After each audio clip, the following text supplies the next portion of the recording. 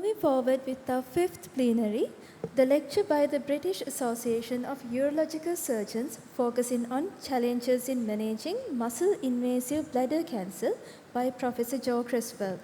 I kindly invite Dr. Manjula Heratsa again and Dr. Anura Vijayawardena, Consultant Urological Surgeons representing Sri Lanka Association of Urological Surgeons. Over to you, sirs. Thank you very much. Dr. Stavnis, that was a masterclass. I've learned so much. It's a long time since I did transplant surgery as a resident. Thank you. You've educated me. My remit for this lecture is to talk about muscle-invasive bladder cancer. I can't really fit all of the challenges in. There are so many. I thought I'd focus on one particular area that I think is both challenging, but also there are some solutions that are starting to be developed that can help us, and that is in the staging of disease. I think in bladder cancer, we're some way behind other cancers in accurate staging. The current standard of care, which is included in all of the guidelines, and certainly in my country, remains the most likely staging process for a patient, is that you have a TURBT, an examination under anaesthesia, and a CT scan, chest, abdomen, and pelvis. I'll just remind you, if you weren't aware, the TURBT will be celebrating its 100th birthday in about 8 years' time. So as bladder cancer surgeons, I think we might need to move on a little bit. We know we don't get it right very often. This is an infographic from the University of Southern California, which was published in the JCU recently. What it shows is that we have distant relapse rates of 50% when we were intending curative surgery. So we are underestimating the residual disease in more than 50%. We know that we understage, but we also know as cystectomists that we overstage. Frequently, the pathology from our cystectomy specimens shows less disease or even no disease, T0, quite frequently. So I'm going to split this talk into three areas: local staging, lymph node staging, and distant disease. And I'll take each one of those. So with local staging, the TURBT in the EUA still has a pivotal place in, I think, all of our practices, certainly in mine. Imaging is developing. I think we're starting to think beyond the CT scan.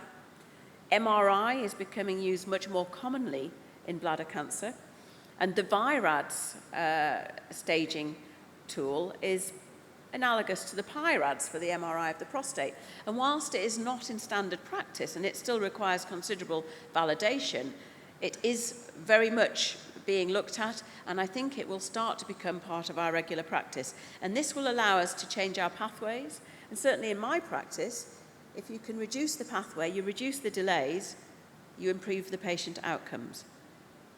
So this is just the schematic for the VIRADS criteria. As for PIRADS, I think the reason why it's not yet in general practice is because it requires that validation, and also our radiology colleagues will require considerable work to get a consensus, to standardize, and to train so that no matter where you have your MRI, you get an accurate and a valid result. I want to just touch on a UK trial that I think is of interest. This is the Bladder Path study. It was actually led by Nick James, who is an oncologist. And what they did was they took patients who'd had flexible cystoscopy. The cystoscopist thought that they probably had invasive disease.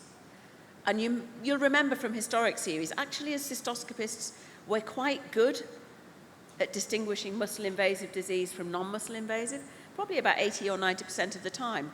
So for those group who were thought to have invasive disease at cystoscopy, they randomized them to either the standard of care, TURBT, EUA, CT, or MRI-directed care, where instead of doing a full TURBT, they did a flexible cystoscopy biopsy and an MRI, and if they were convinced it was invasive disease, that patient went straight on to cystectomy. So this was a feasibility study. It's got a long way to go. It's very controversial whether we can skip the TURBT in these patients. What they showed, though, that the pathway was reduced by a huge amount, from 98 days to 53, which if you think that bladder cancer patients are far more likely to die of their disease if you delay for 3 months or more, in our system that is going to save quite a lot of lives. There are a lot of caveats.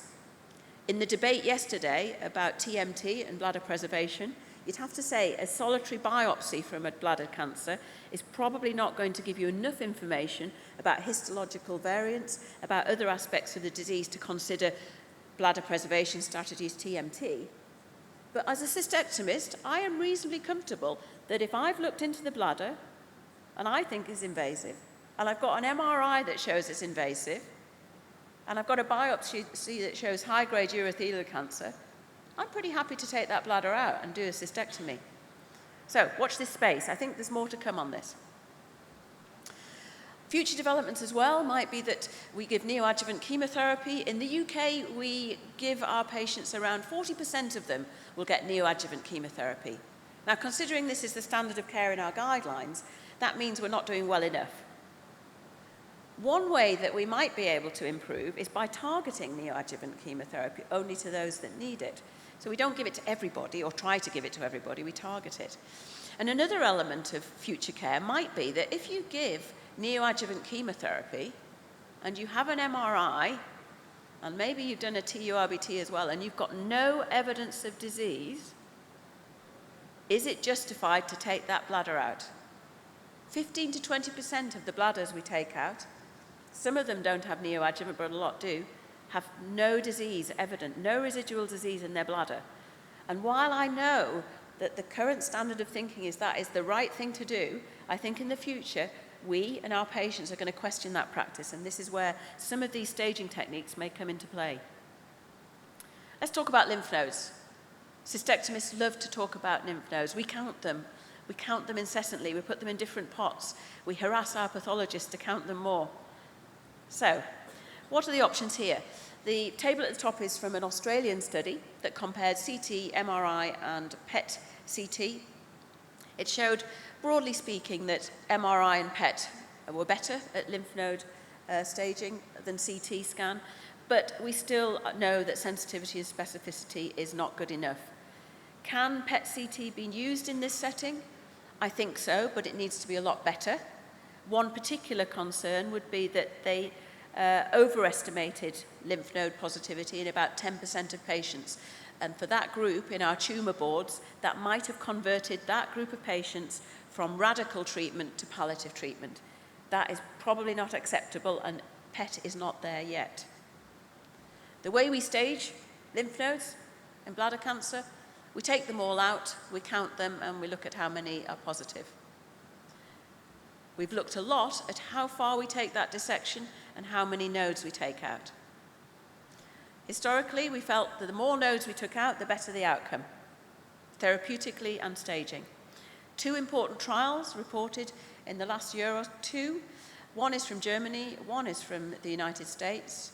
Both of them broadly say the greater the extent of your lymph node dissection, the more nodes you take out.